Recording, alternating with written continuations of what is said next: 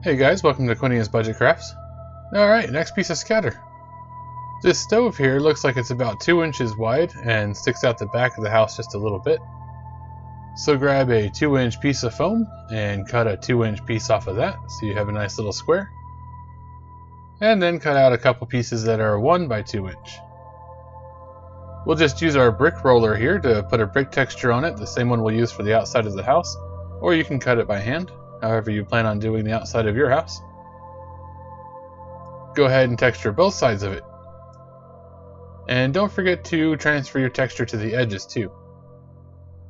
I originally glued this on as a long 2-inch piece and then realized that was a bad idea, so go ahead and split one of those in half so you have 2 1 by 1 inch squares. Then just go ahead and glue that right onto the faceplate of your big 2 by 2. Take your other 1 by 2 and glue it to the front. That'll also help keep those little 1 by 1s nice and straight. Make sure you're transferring your texture to the very edges. And for a floor on this, we'll take that third piece we cut out, cut it down to size so it fits in the little hole, and then just glue it in. You don't have to worry about pre-gluing it first, just stick it in there and then push the nozzle of the hot glue against the gap and squirt glue through the gap. That'll hold it just fine. There's a lot more to be done to this, but first we need to go ahead and Mod Podge and black the whole thing. You could do Mod Podge in red because this is brick, but I think having the black undercoat will make this look better. So I looked at the map again and I realized that the actual brick area comes in just a little bit. Makes like a little box there with the stove in the middle. So to make those, what we do is just cut out a little piece that fits right in there. I didn't measure anything, I just held it up and figured out what looked good and went ahead and made a little mark with the knife and cut that out. Use that piece to measure out another one, and then just go ahead and glue both of them on. Put a bit more Mod Podge on your new pieces and set that aside to dry. Take a dowel from the dollar store, one of those ones you get in like a 10-pack for $1, and just chop it up, make it look really rough. Once you've got it as rough as you like, take the tip of your X-Acto and drag it down the length of it to put some grain lines in there. And then using a pair of snippers, go ahead and snip off some logs about whatever length you're looking for. The pinched ends of these actually look pretty good, but if you want it to look more like it was cut with an axe, you can just take your knife and trim it into a little sort of pyramid thing. Once you've got them looking how you want, go ahead and paint them up with some kind of brown. I just use nutmeg. And then we'll paint up the bricks. So the Mod Podge is still a little bit wet in there, and that's actually not a bad thing. Go ahead and take one of your really bright reds and smear it all over everything. Doesn't need to be super 100% coverage, doesn't matter if it mixes with the black.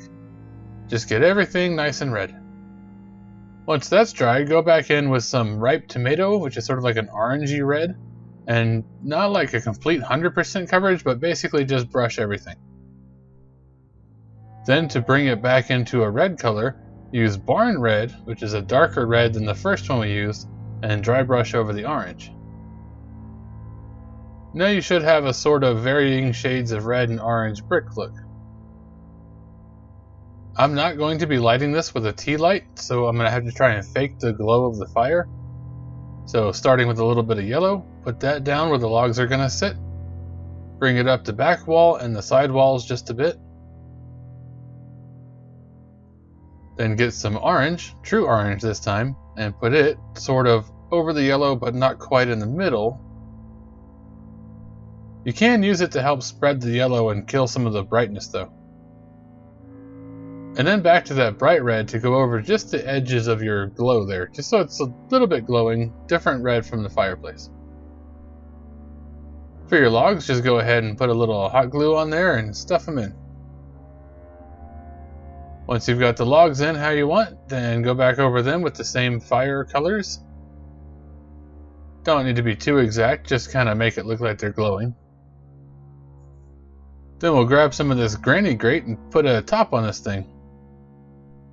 Now the full grate by itself is a little bit much. It should look more like a barbecue grill, but the stuff is also very soft plastic, and in order for it to have some strength, it needs to have some of the grating still in there. So what we'll do is we'll take the little squares out of every other one. Once you've got it cut to look how you want and it fits properly, just go ahead and take a little bit of super glue and go over the edges and the corners a little bit. You don't have to get too heavy-handed here, it'll stay, it'll be fine.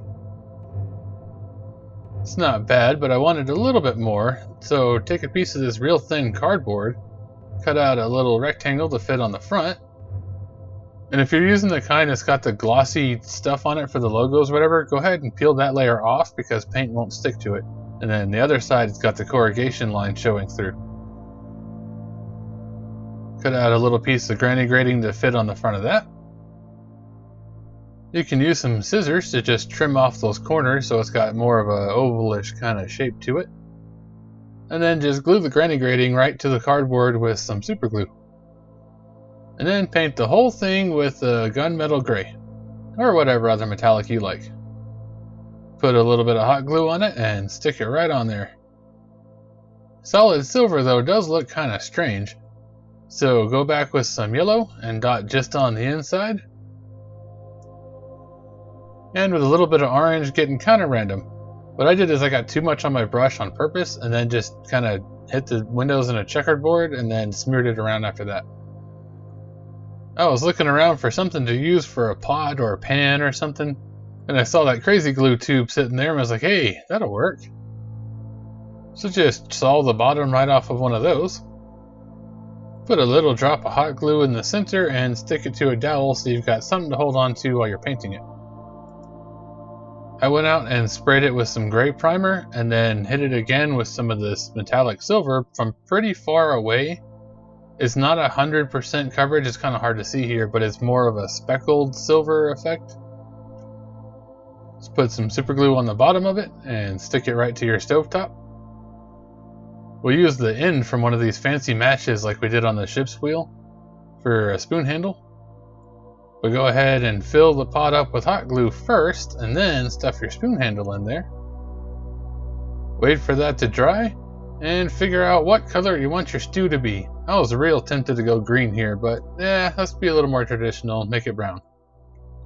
Go ahead and paint up the hot glue whatever color you're making the stew. Have a little spill out the sides. There we go. And for the black wash on this, what we'll do is put it down wherever we want it to be, like on the grill and around the bottom of the pot, like some smoke came up or something. But then for the outside of it, we'll put down the black wash and then quickly wipe it away with a paper towel so it only stays in the cracks and crevices. When you do the front of it, that grill there, don't get it on the colored part, just the metal part. Just put some down and wipe it off. That way it'll stay in the cracks and not make everything super dark. Don't forget to do the back of it too. And there you go, pretty decent little stove.